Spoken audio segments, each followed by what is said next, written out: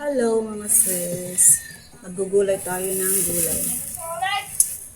Maggagataan tayo ng gulay. Meron tayong pechay, kalabasa, at saka sitaw. Ilang piraso lang to pero 20 pesos na. Isa, dalawa, tatlo, apat, lima, anim, pito. Magkano isang piraso? Saka ito ang ating panahon. Iris. Yan. Kulay tayo ng kalabasa. Lahain natin ang pechay. Ito yung ating gata. Fresh. Gata.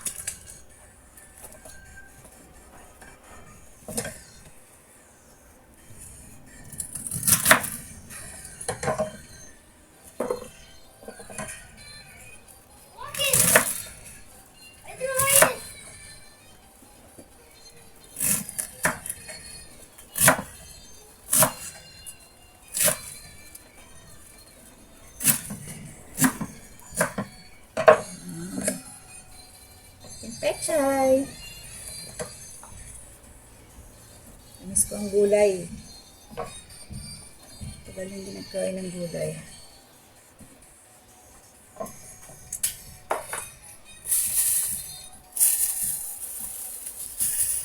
Purong gulay.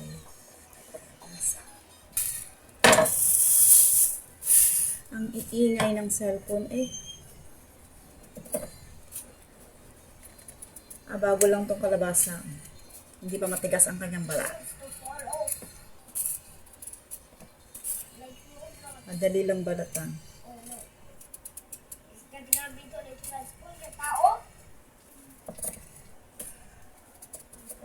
Yan.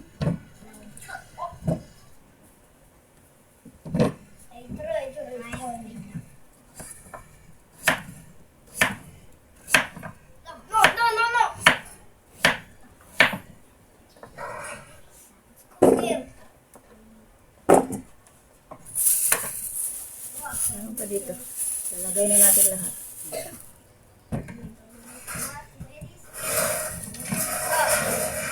Ingay din ang kapitbahay.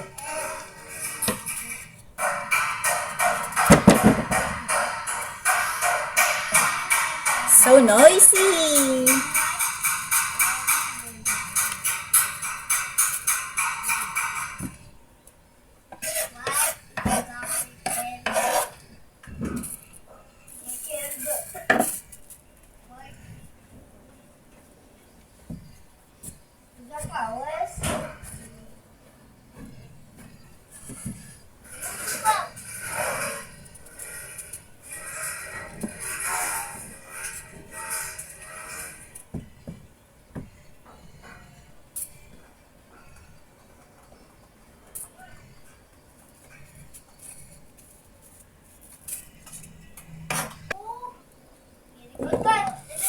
Itong ating sitaw.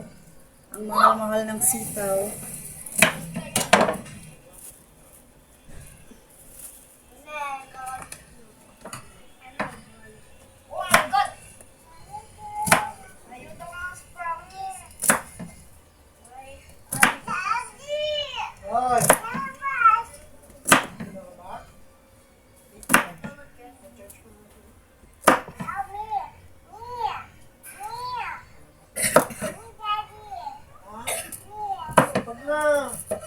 Yan.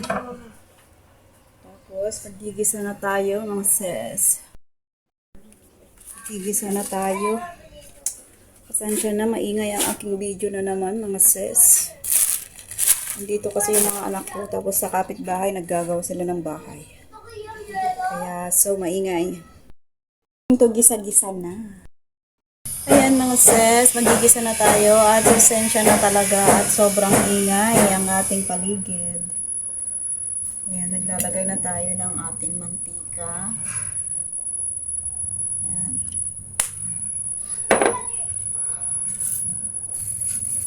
I-fry muna natin yung ating bilis. Ito yung ating panahog sa ating gulay. Ay, hindi pa masyado mainit yung mantika. Yan, na natin muna yan. Ay, naku.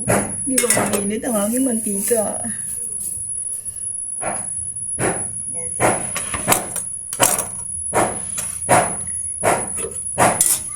I-fry. Prito pala. Yan. Saka natin ilagay yung ating bawang sibuyas. Yan. Hindi ko na tinanggal pala yung ulo. Kasi sabi nila, pag may, yan daw ang nagpapapait minsan, yung ulo ng bilis. And hindi ko na tinanggal. It's okay. Ayan. Fry lang natin yan mga sis, hanggang sa medyo mag-toast siya. Yan, medyo okay na. Isabay na natin yung ating sibuyas at saka bawang. Ilagay na lang natin sa gilid. Yan, sabayin ko na. Ganyan ako magluto mga sis. Sabayin ko na. Wala nang madami pang M&M. Diba? O, yan. Ayan. Ayan, lumabas na ang aroma ng ating sibuyas at saka bawang. Ayan, haluin na natin. Tapos, lagay na natin ang ating sitaw. Hugas na to ha, mga sis. Baka sabihin nyo. Hugasan ko na yan. Hugasan na natin yan.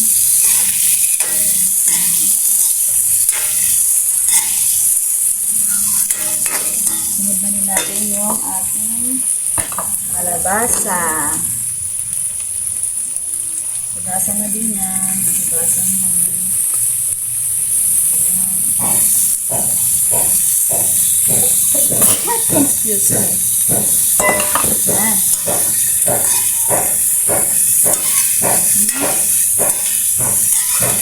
Sunod-sunurin na natin. Lagay na natin yung ating mga pampalasa.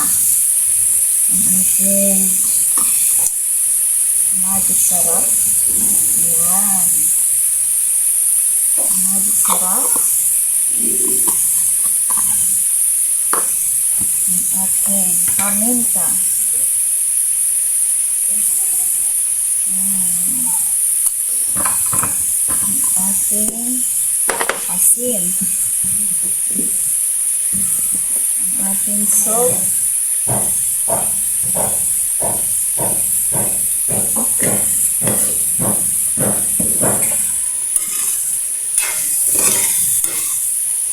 Ngayon natin ilagay yung pechay kasi madali lang naman maluto yun.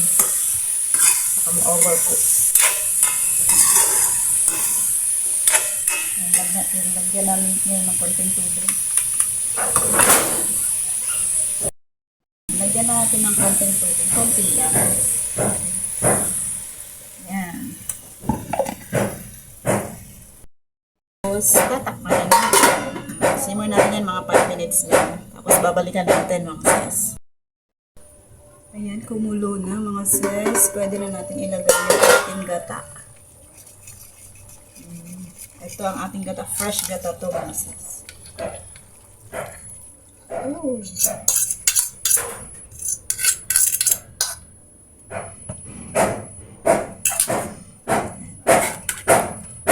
Tapos, ituloy natin ito para tuluyan ng lumambot yung ating gulay.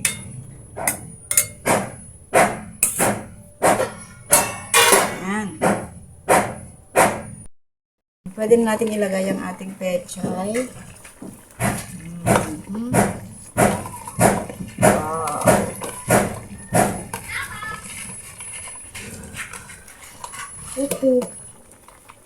Sarap ang ating gulay.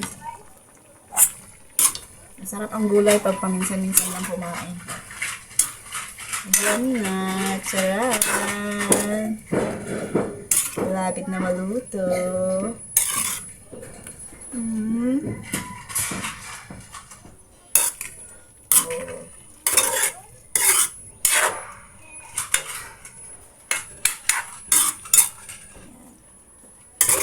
Simmer pa natin mga 2 minutes. Tapos okay na. Tapos Kasi medyo matigas pa yung kalabasa. Okay. Balik tayo ulit after 2 minutes. Ayan, tignan na natin mga sis. Oh, perfect. Tignan natin kung kulang ang ating alat.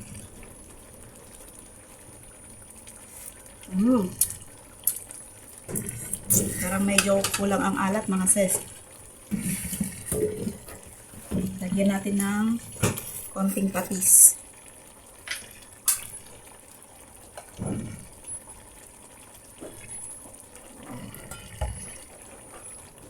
Lagyan natin ng konting patis.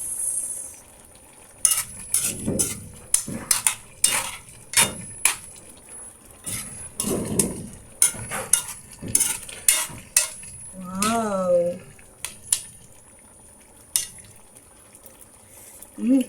Ayan, okay na. Okay na. Let's eat na mga sis. Ayan na ang ating ginisang gulay.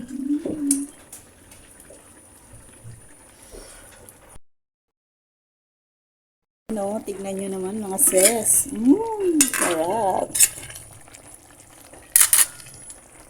Ganyan pa lang, ulam na talaga.